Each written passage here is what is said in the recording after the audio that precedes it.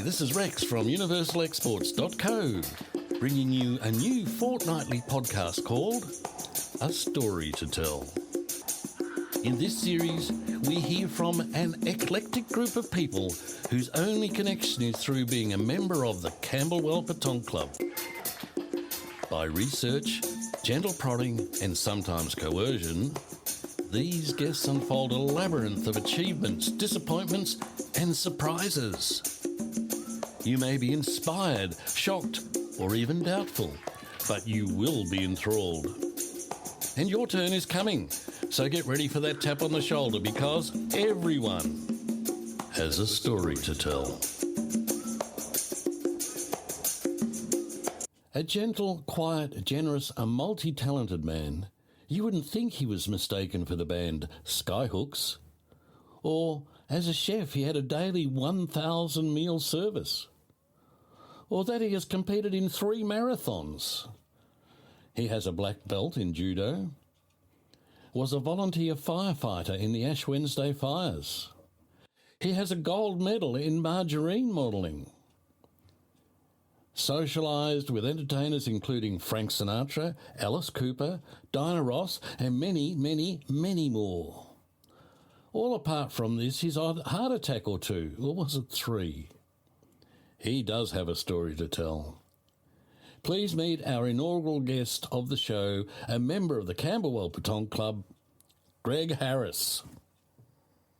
You were brought up in Balwyn, and in Balwyn's where Skyhooks came from. I believe you were in a band, and you were mistaken for Skyhooks a couple of times. Is that right? Yes, we had a garage band, Rex, and the local groupies would come to our house, and unbeknownst to us, they'd stand out the front and listen to us play. And ironically, it wasn't until many years later that I was with my sister, and she introduced me to a friend of hers and said, "This girl used to live down the road from us."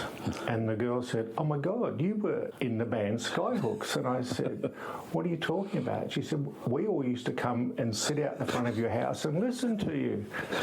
And I said, no, I wish. It definitely wasn't us. Fantastic.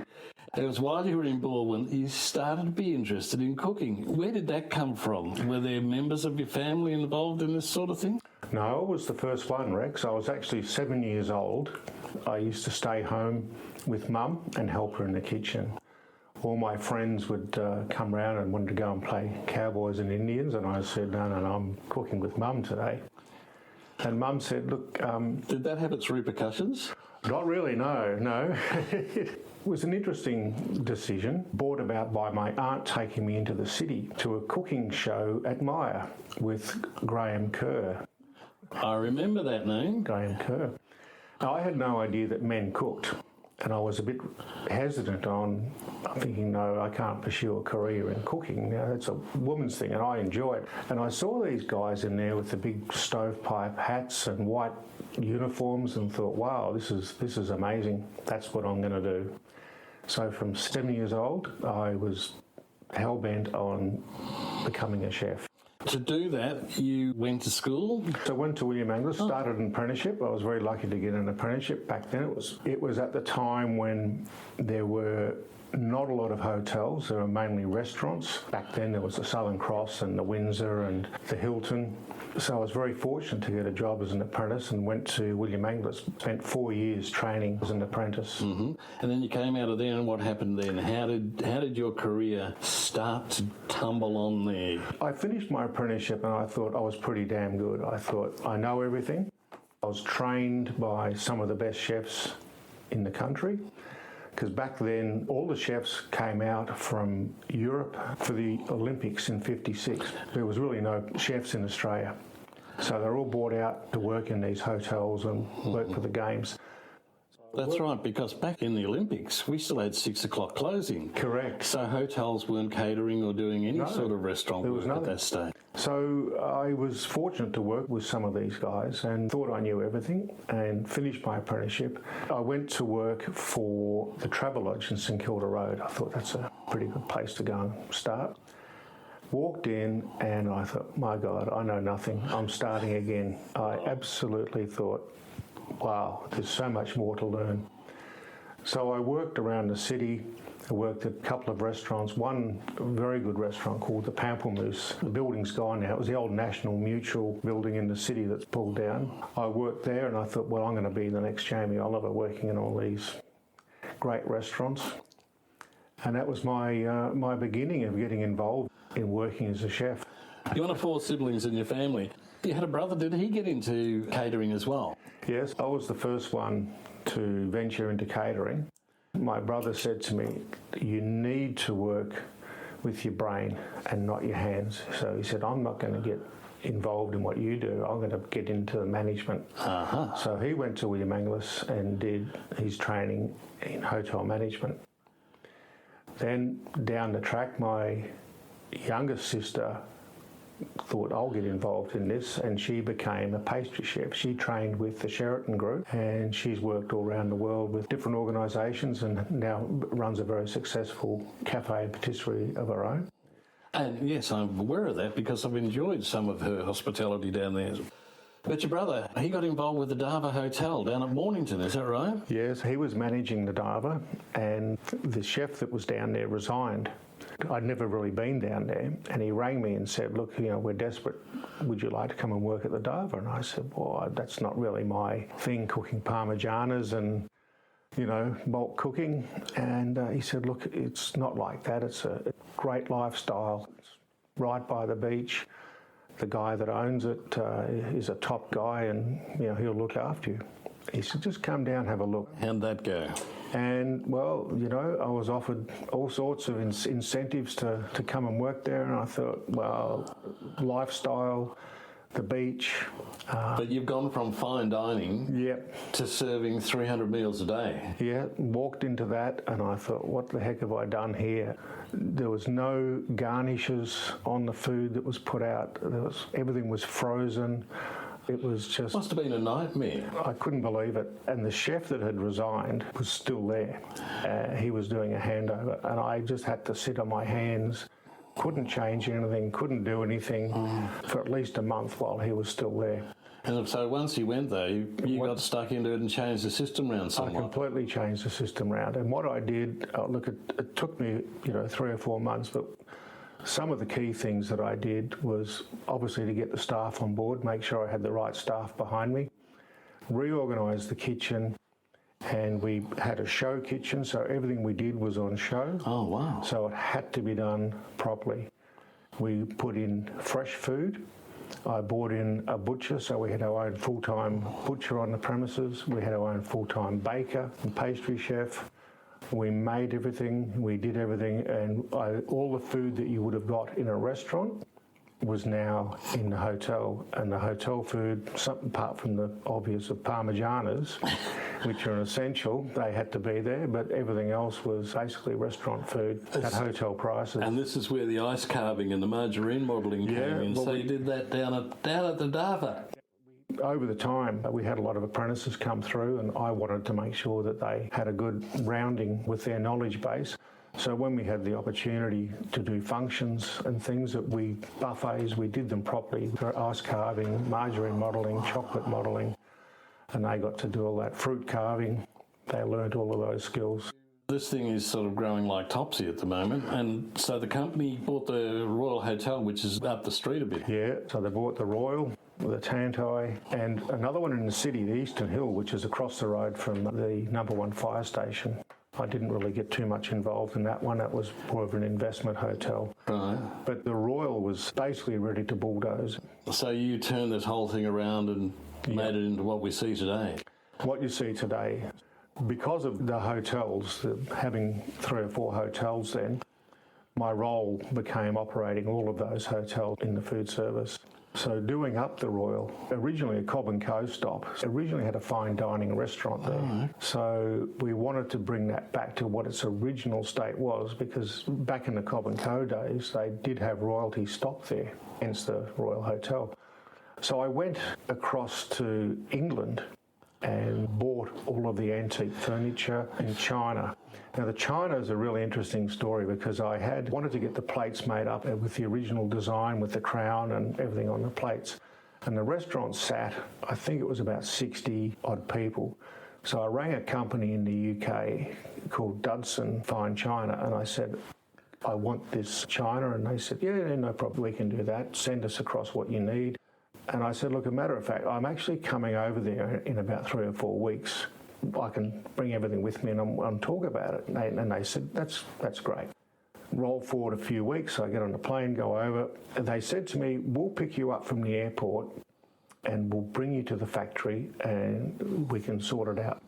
So I've been on my flight to the UK wearing my dirty jeans and T-shirt, getting off after about a 24-hour flight, feeling like absolute hell. As we do, yes. A big sign and beautiful young ladies standing there with my name. Come with us. We've got the car out the front for us, and I've walked out of Heathrow and there's this Rolls Royce. And I've gone, So I've jumped in the Rolls Royce with her and we've headed off to the factory. She said, well, we're going to stop for lunch first. The owner and 2 of the directors are going to be at the restaurant. They want to have lunch with you first. I said, oh, that's great. This sounds like it must have been a big purchase coming up. Well, we got to the restaurant and there at the table, these gentlemen in their fine pinstripe suits and the Australian flag and the English flag sitting on the table, and I've walked in my jeans and T-shirt, and I'm sure they must have thought, what the heck have we got going on here? But anyway, we got on like a house on fire, went back to the factory. They said, okay, what do you want? And I went through the designs and things, and they said, when do you want it? And I said, oh, well, look, about 6 weeks. And they said, oh, look, no, we can't do that. And I said, really? And they said, no, we've just got a big order for Crown Casino, and we're flat out. Crown Casino as in Crown Casino in Melbourne. Right. So you can imagine what they've ordered. Yeah. And I said, well, what can we do? And they said, you know what, Greg? You've come all the way over here. You want 60 settings? We're going to do it for you. We're going to stop the crown production and we're going to do it for you. So I was like, wow, that's pretty impressive. So I had a tour of the factory and learned how fine china is made, and it was very interesting. About this time you got married? I was married just before that. I was married not long after I started at the Darva Hotel. Yeah, so I was there, and that was probably pretty difficult too, because as I said, taking over that and going from 300 meals to over 1,000 meals in a session was and a kitchen team of over 30 cooks in the kitchen was pretty massive. So how long were you down there on the peninsula? It was nearly 10 years with that particular group. As a disclaimer here, I should say that we weren't aware of this when we joined the same Petanque Club as Greg, but it turns out that Greg and myself and Kathy had met before. One of Greg's daughters was at a school that we were supporting with a work experience program, and she came to work with us.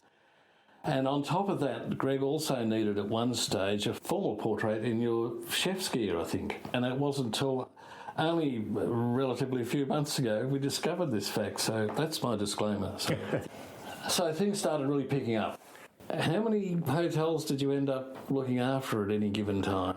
Well, once the Darva and Royal and Tantai, they were sold, and the group that bought them wanted me to come with them.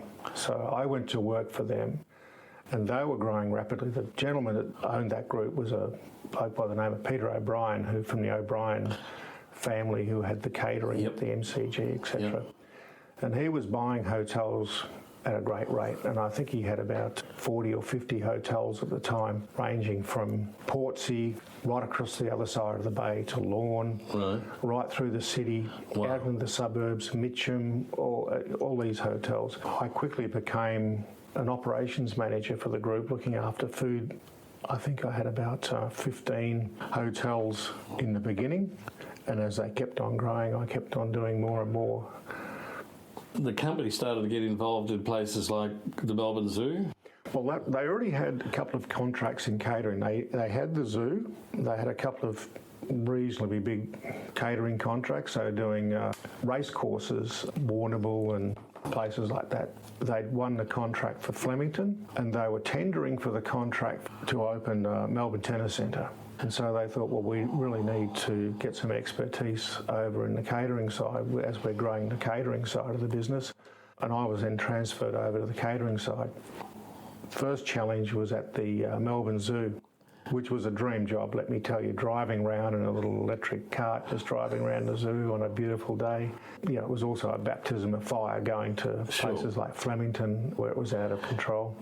So they won the contract for the tennis centre, and they said, well, Greg, you're it. You're going to the tennis centre.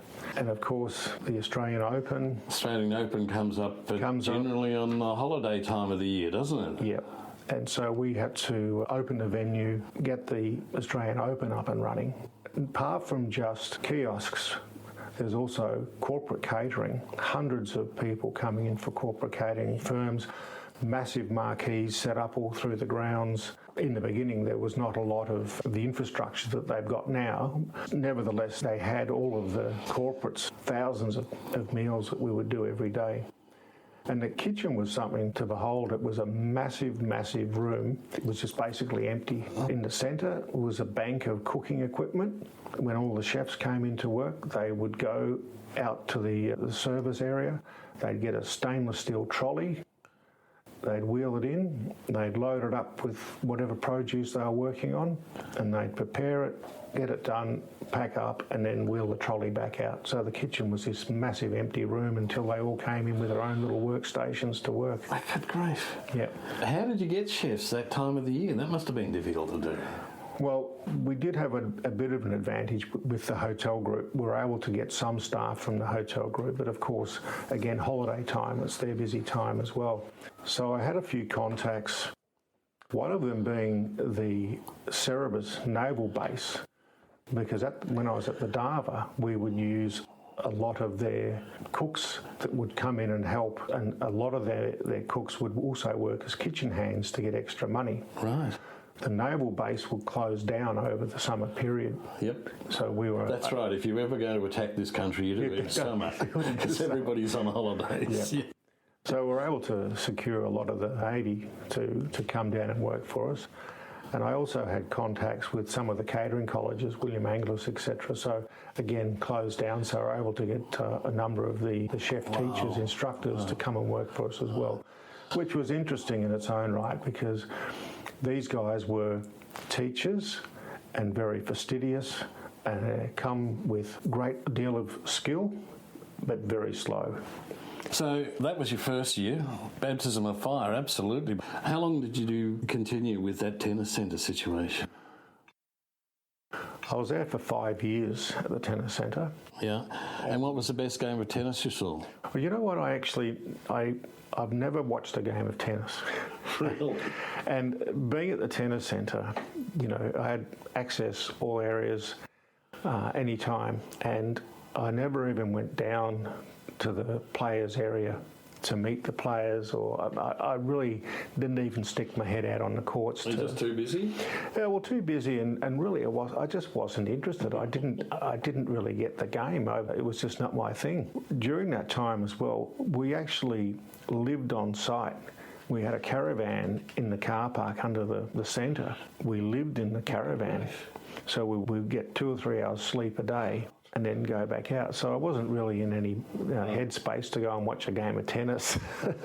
The tennis centre isn't just for tennis. It does concerts. I know that you particularly have a great interest in music generally and in the bands as well. Did you meet any of the people in the bands? That was right up my alley, and I was all over it. Anyone that was playing at the centre, I had to deal with directly. The management company would send out a rider that we had to fulfil on their requirements, and usually they were fairly straightforward, but they did have a lot of special requirements in terms of the types of alcohol that they wanted to drink, the food that they wanted to eat, the just general way things were set out for them. Who was the one that had the weirdest requests? Oh, that's a tricky one. There were so many different ones. One of the ones was Mick Fleetwood. His drumsticks were specially carved out for him. He had a drum tech. They all had drum techs and guitar techs, and his drumsticks were carved out with circles to grip his hand so they wouldn't fly out. And he played one stick upside down, so the heavy end. And they had on the stage, they had what they call a dollhouse, that was his terminology, at either end of the stage. It was about as big as a big shower. And in the dollhouse was a couple of big tubs, the big butcher's type tubs, full of alcohol. And I'm talking bottles of scotch, gin, vodka, beer, you name it. It was just overloaded in both of the dollhouses.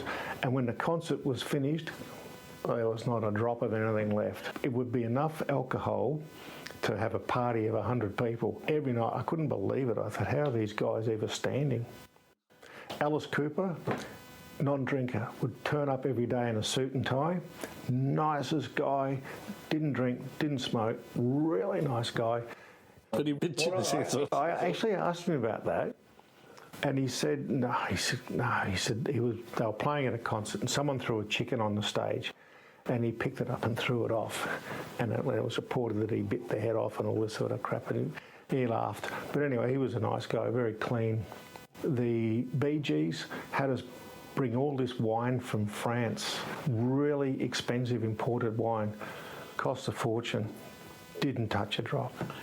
And I said, well, what do you want to do with the wine? I said, take it home, drink it. Oh, really? In Australia at the time, we didn't have Gatorade. So we had to get Gatorade bought out in powder form from America, and we had to mix it up. And the Gatorade was for the crews setting up and bumping out. Yeah. So if they wanted mustard, it had to be a certain brand, certain size, had to get it. So we had people running all over the place to fill their orders of all the things that they wanted. The promoter, Gadinsky, he rang me up. He said, oh, Greg, he said, you're too expensive. Big money to fill their riders. As you said, tissues, not a box of Kleenex. No, if they were from Germany or somewhere, they had to get them flown in. And I said, I'm sorry, Michael. And he goes, no. I thought, well, better go and see him. I said, can I come in and see you, and we'll smooth it over, and we went in to see him, and I said to the chef, get me some really good crayfish, prawns, oysters, and we're going to butter him up. So this big bag of stuff, and we walked into his office and sat down and had a good chat. Everything was fantastic. And I'm sitting there, and I picked up this bag, and I said, I've got this for you, Michael. He goes, oh yeah, thanks. And I looked down at the floor, and it's all the seafood juices all leaked over his beautiful plush carpet, and I've just got, let's get out of here. He would have to get the steam cleaner in. Yeah, it was funny. But anyway, Dinah Ross was the worst one. We had to take all the doors off and put black curtains, take all the lights out and run strip lighting on one side on the floor, and you weren't allowed to look at her. And when she played in the round, which is in the centre, and she didn't fill all the seats, so we had to put curtains all the way around to block the empty seats so she didn't see the empty seats. And then she never did an encore, and when she went off and people were cheering and clapping for an encore, she was out the back in the car, off to Moorabbin, into the jet, off up to Sydney to get to Sydney, because she stayed in Sydney, wouldn't stay in Melbourne. And they're all probably still clapping and cheering away for an encore, and she's halfway to Sydney. Some of the people that were there while you were there were Cyndi Lauper. Cyndi Lauper was an absolute cracker. She was with her sister, who was also an absolute cracker. So the two of them together were just a ball of fun. And my daughter at the time was only very young. I think she was like 7 or 8. Loved Cyndi Lauper. And so I took her down to meet Cyndi Lauper, and she had plenty of time to sit with her, talk to her, and my daughter didn't say a thing. She completely froze. I had to take her out. So Cyndi gave her a nice autograph, and so hopefully she's still got that. Some of the others that were there were Sir Cliff Richard. Well, Cliff was an interesting character. He was also full of beans, and he had a guy with him that videoed everything.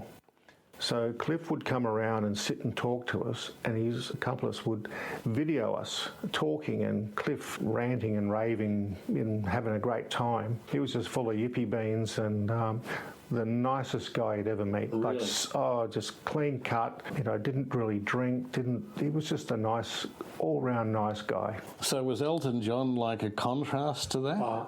Elton was a bit, well look, I don't want to say anything detrimental about any of these guys, but Elton was an interesting character as well, because I introduced him to pink champagne and blue Costello cheese that he hadn't had before. Had never had it before? And he absolutely loved it. He kept pretty much to himself. He had his own little sort of private area that he stayed in with his little clan.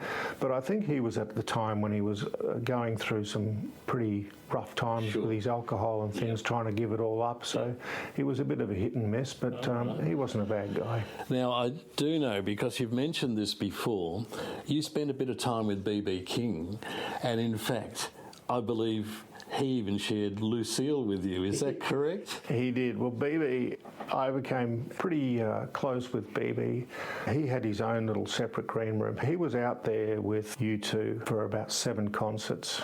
Late afternoon, he'd go into his little green room and he would sit and play dominoes. So I would go and meet all these people and just say, you okay, anything you need, blah, blah, blah. So BB said to me the first time I went in, he said, sit down and do you know how to play dominoes? And I said, oh, well, I'll give it a go.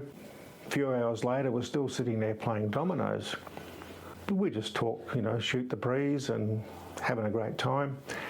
And I did that for 7 nights. So over that time, I got to know him pretty well, because he then knew how much I loved music.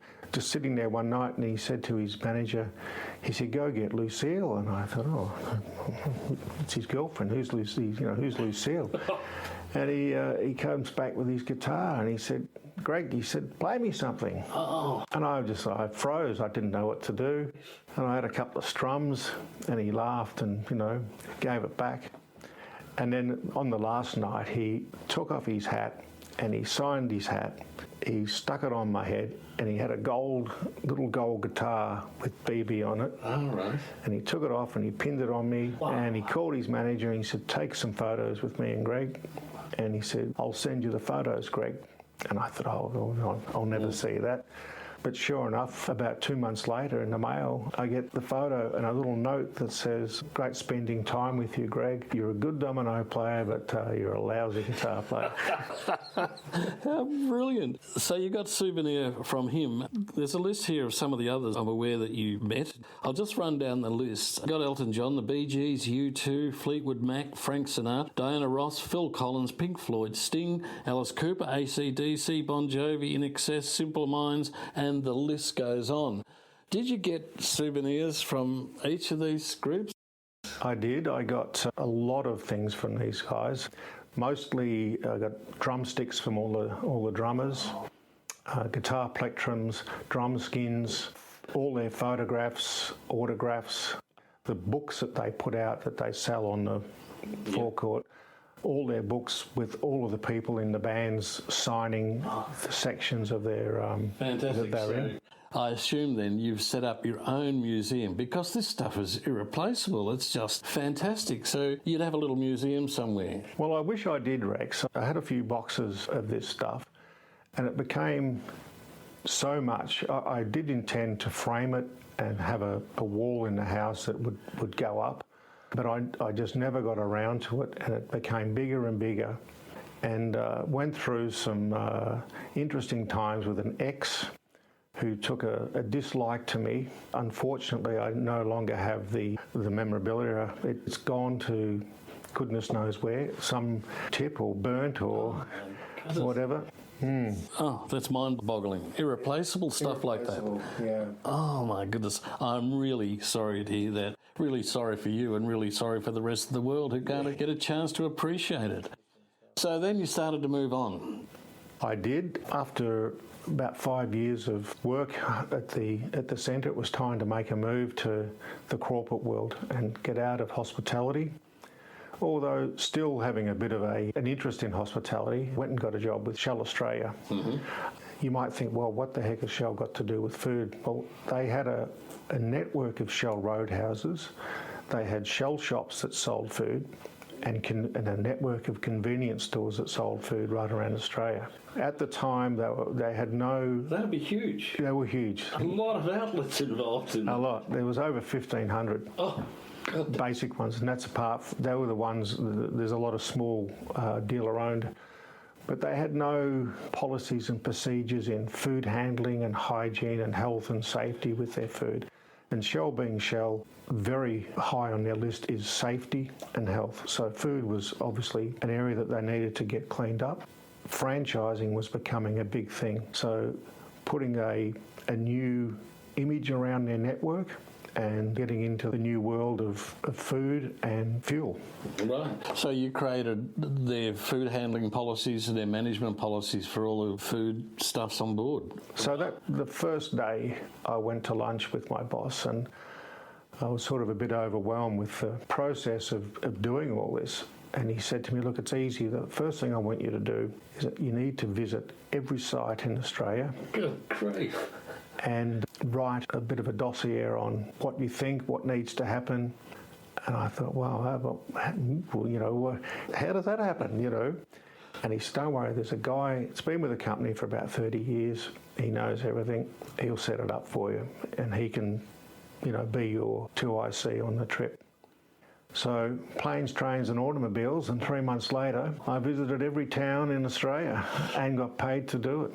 And I had the most amazing adventure of my life. And this guy was a great guy. He was an ex-AFL footballer, and unfortunately he'd lost his leg in a water skiing accident at the end of season. Well, the boat had run over him and cut his leg off, the poor guy. But anyway, we had a lot of adventures, and one of them was we were in Western Australia, staying at a hotel. And the hotel on the first floor overlooked the dining room. And we checked into the hotel late, went up to our rooms to have room service, and I get a knock on my door a couple of hours later, met at the door by this guy in the nude with one leg, overlooking the restaurant downstairs with all the people looking up. And I said, what the heck have you done? He said, I was putting my food trolley out and the door closed behind me and I can't get back in the room. So that just sets the scene what this adventure was like with this guy. Running out of petrol in the middle of nowhere. In Wim Creek, we finished up running out of petrol and just made it to Wim Creek to fill up with fuel. But look, I could spend hours telling you the things that happened on our little trip, Rex. I've got ours. You've got ours. No, that sounds really good. So you spent how long with Shell then? I was with Shell for 10 years. Right. Well, once I'd set up the franchise network, and that was all running smoothly and in place, we then looked to maximise Shell's land holdings and what we could do to enhance their network. And that was looking at fast food outlets like Burger King or Hungry Jack's, KFC, to put on our sites. And I suggested, why put them on our sites when we can actually integrate them? So if you go in, fill up your car, you can walk in one door, get food and fuel and go back out, rather than having to go to another outlet next door. So we're looking at an integrated system. So to do that, then I needed to go and get qualified as a burger flipper and a KFC thing. So I went and did all their accreditation at the Burger College over in the US and became, I guess, the knowledge base for putting all these test outlets in Australia. So you wrote all the manuals and everything? Did all of that, absolutely, yes. Again, that's another story, because the history of Hungry Jack's and Burger King, which are the same company, Burger King was trying to get their name back and they wanted to rebrand, and they were using us to rebrand. And that's why you may have seen some outlets that were starting to rebrand Burger King. All our sites were branded Burger King. Okay. Jack Cowan, the owner of Hungry Jack's, took Burger King to court to retain the name Hungry Jack, because he'd developed such a big network. He didn't want to rebrand. So anyway, he won the case. Wow. So Burger King had to put their tail between their legs and head back out and rebrand. So we rebranded everything back to Hungry Jack's and said, this is all too hard, and got out. And while you were doing that, you went and got an MBA and a Bachelor of Education. I did. In your spare time? In my spare time. Again, working for Shell was a great company. They love looking after their people. Yep. And the first thing I did was getting my Bachelor of Education with them, that they looked after me and they paid for it and gave me the time to do it. How excellent. I finished that, and then they said, what else do you want to do? And I said, well, I'd love to do an MBA. And they said, well, go forth and do it. Again, all the time in the world that you needed. They're like a fantastic company. They were a brilliant company. Brilliant. They looked after their staff. All good things come to an end. It's time for you to change your mode. So what did you do then? Well, it was time to do something for myself. I thought I'd got enough skill and knowledge under my belt to do something for myself. So I thought, I'm going to have a quiet life. I just bought a house in Nunawading in Melbourne, and I thought, I'm just going to get a little cafe, and it'll be, 5-6 days a week. I'll be closed at 3 o'clock in the afternoon. I found an empty shop not far from where I lived. It was only, half a kilometre from where I lived, and I renovated the shop, made it into a cafe, and sold my car so I could ride my push bike to work every day, and was living the dream. And it lasted for about 3 weeks. And a guy came in and said, do you do any catering? And I said, well, I think we could do some catering. What would you like? And he said, next week I want you to deliver some cheese and sandwiches and all different types of food to the city of Whitehorse. And I thought, okay, I can do that. So I rang my mother-in-law up. Mother-in-law, can you come and pick me up in your car? Oh, a bit hard on my push bike to get down there. So she took me down there with all this food and put it in the council. I thought it was just a meeting or something they were having. A few days later they rang and said, look, we enjoyed that. Do you think you could do the catering for all of the city of Whitehorse? And I said, tell me what that entails. And they said, well, we've got the town hall, the Whitehorse Centre, the arts centre. We've got about 12 or so health centres and things that have functions. We've got the council.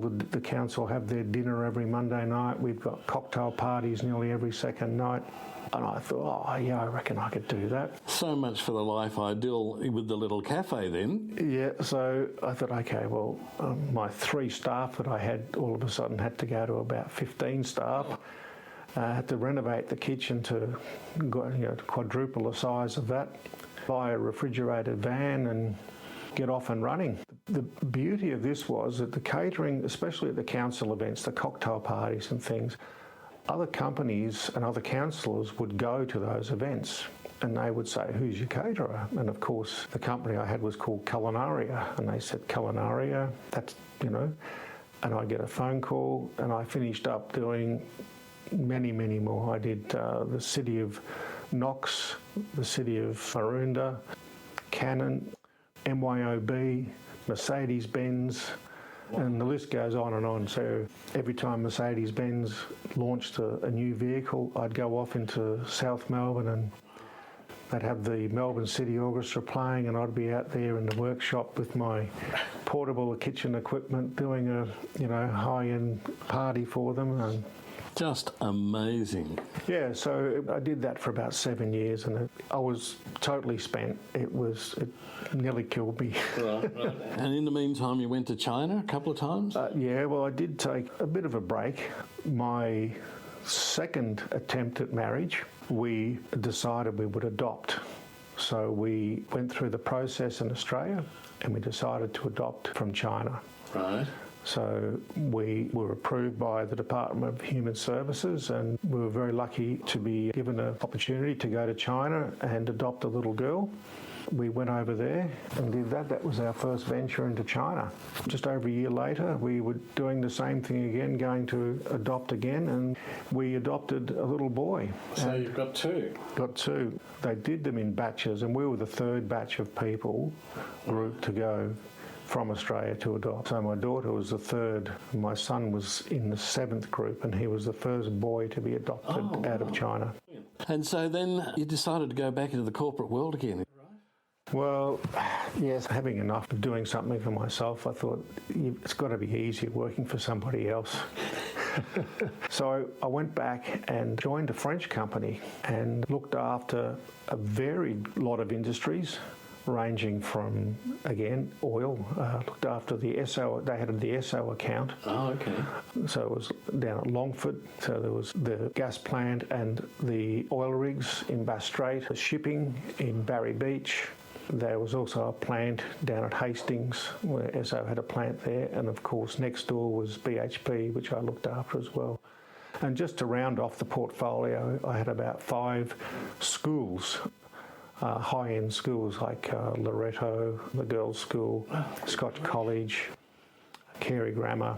There's no place untouched by the Greg Harris experience by the sound of things. Yeah, so I had a bit of a varied portfolio of opportunities, and having the education background, the company being a global company, decided that I'd probably be a good fit to go to look after education in China. Of course. So I had to pack my bags and got sent off to China to look after international education throughout China. How long did you do that for? That was a 5-year project. So I'm figuring by now you're about 97. I've lived about 5 lives, so... It certainly sounds like it. After that, you came back to Melbourne? Came back to Melbourne, and after living in China, I don't know if you've ever lived over there or been there, but you need to have a complete rethink of your life, and decided to have a tree change. Right. And move to the country, get out of Melbourne, move to Bendigo. Again, have a quiet life.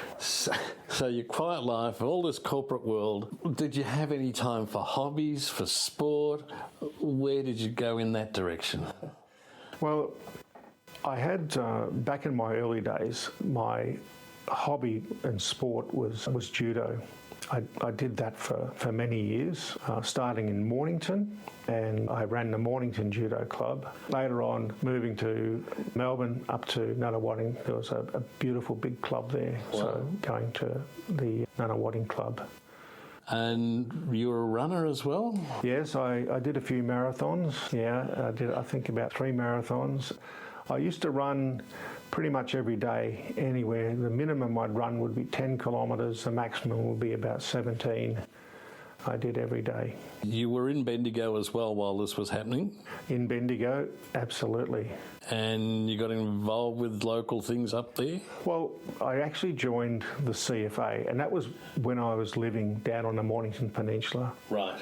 So I started my life in the CFA as a volunteer at a little brigade called Somerville, which was an urban brigade, and I absolutely loved it, and I got deeply entrenched in the brigade, and I went to a lot of interesting jobs, both good and bad, as you would expect. But I had some absolute hilarious times in the brigade, and some of the stories I can share with you were a rural setting, a house fire. I'm driving the pumper, and the pumper, of course, needs a water supply, and there's no hydrants to draw water from. So my job is to find a source, and then that would be a swimming pool or a dam or something that I could get water from. And very lucky, I found a well, and I put the hard suction hose down the well, and the other boys ran the hose out. And this is pitch black at night, by the way. Yep. And the boys had run the hose down to the fire, and I signalled water's on, water's coming. And I looked down, and next thing I see these blokes throw the hose down and yelling and screaming at me to turn it off. I thought, what's going on? And I thought, what's that smell? I was pumping out the septic tank. Oh, goodness. So I learnt very quickly what an old septic tank looks like. That we couldn't save the house, but we pumped out the septic tank. That's certainly, look at another house fire. Again, I was driving the pumper and rural property. The captain came over and said, look, I've got a couple of girls that have been in the house. A log has rolled out of the fireplace and the house is burning. There's these 2 women, we'll say women, they're about 25 or so. can you look after them, keep them warm? It was the middle of winter. So these two nude girls came out of the darkness and I had to keep them warm. I got blankets for them and made sure they were okay. Fantastic. And like myself, you were involved in the Ash Wednesday fires. I was, yes. I was in a strike team. We were one of the first group up there to Upper Beaconsfield and round that area. We could have bumped into each other. We probably were, actually. It was the first big fire that I've ever been to, and I'd have to say, unless you've experienced anything like that, it's very hard to describe to people. The emotion of driving down the street with people begging and screaming for you to come and help them where you can't. You've got to keep going to where the fire's about to get to stop. You can't put out what is basically going to go. So now you've settled down a little more. You spend a lot of time playing petanque. I do. I think I've got my health under control. I would hope so. I reckon it was all those marathons and running that's brought about the other problems you've had. Well, do you know what got me motivated to run? I read a book once that was called Run for Your Life, and I thought, gee, this is great. This guy's really got me motivated to run. And then a few years later, I read this poor guy had a heart attack and died. So, so I'm enjoying life now, and I've finally moved to a quiet area up in the Yarra Ranges. Lovely. Living on the mountain. Excellent. Greg, after all of this, I mean, we probably only scratched the surface again. As you say, you could tell me story after story of each of the particular areas that you were involved with. Would you be able to pick what you think is your greatest achievement in all of that, apart from having children? It's a close call. I'd have to say there's two. One is at the Darva Hotel, and turning that around from a little country pub to a massive institution was just blew me away. How it grew, and the people that I worked with, and still today I get emails and phone calls from the people that I worked with telling me that their life had changed because of me. And to me, that is just so overwhelming. I think I've changed their life. But the other one I'd have to say is probably the time that I spent with Shell, and probably being a little bit more learned in what I was able to do in a bigger scale. Sure. What advice would you give to any newcomers coming into the world of catering, cooking? Any advice you would give them, like, don't do it? Well, I was just going to say there's three words: don't do it. Look, hospitality, I would say there's a gene that people have, and if you've got it, then hospitality is your thing. Right. There's so many people that get into hospitality that shouldn't be in it because they don't have the ability to communicate and work with people in that field. Yep. If you want to dedicate your life to that and have no other life, that's the job to get, because you're there to provide a good time for people, and while you're providing that good time, you're working.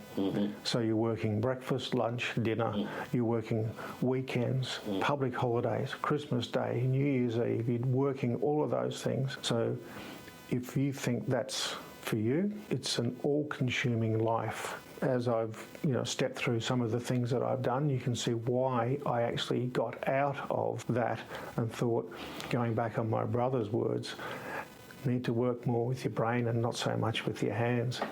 And what's your current ambition? My current ambition is to play a little better petanque and just enjoy. And people ask me all the time, can you help me with this? Can you help me with that? This is my time now, and I'm being perhaps a little selfish, and I'm doing what I want to do when I want to do it, and just living the dream. Greg Harris, it's been an absolute pleasure talking to you and hearing a little bit about your life. It's just wonderful. Thanks very much. Thank you, Rex. Appreciate it.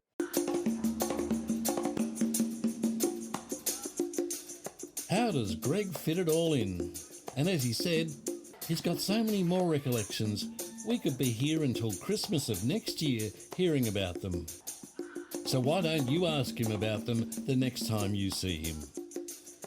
As we fade out to the sounds of Max Thomas on the Conga drums, I thank you for joining us here at universalexports.co. Tune in a fortnight's time to meet our next guest who will delight and beguile you with her story to tell. Rex out.